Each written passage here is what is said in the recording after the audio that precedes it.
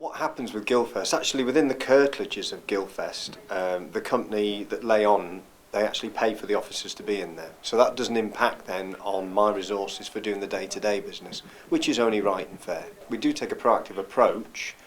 We don't wait for things to happen and then react. But one of the proactive things we do is if we have people who are under 18 with alcohol, we'll take that off them. Quite clear that when people are underage, drink, A, it's illegal, but B, they can't control it, and they do very silly things later on when they've had a lot of alcohol. So Alan, what sort of route do you take then? Is it just a case of going round and round, or is it just coordinated that? It is on a large kind of horseshoe shape, and at the far end up that way is the tented area, because of course people stay overnight as well. Historically we have had a problem with vehicle crime and thefts from the tents. So it's not just about policing the event, it's about crime reduction around it as well, making sure, and I mentioned to you in the cars we came down, we've got a vehicle that pumps out Bluetooth messages to anybody's phone saying keep your vehicle locked, etc. Don't leave property on display.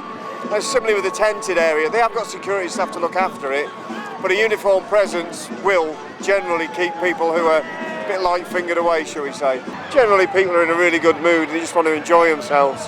I think if you're kind of too draconian and off with them, you know, it's not in the right spirit of policing, is it? You've got to be reasonable with people unless, obviously, they do something drastically wrong.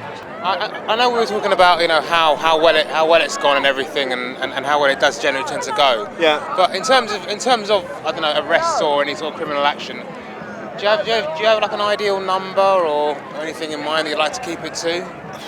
Well, 0 is the ideal number, but I guess a good result for GuilFest is that we've taken more people home for causing problems than we have arrested them. If custody fills up and we've got 16 cells, then we have to start taking people farther afield. Once that happens, we know we've had, you know, a few problems, but that hasn't happened yet, so I'm pleased. Yeah, it's been kept at a relatively good level.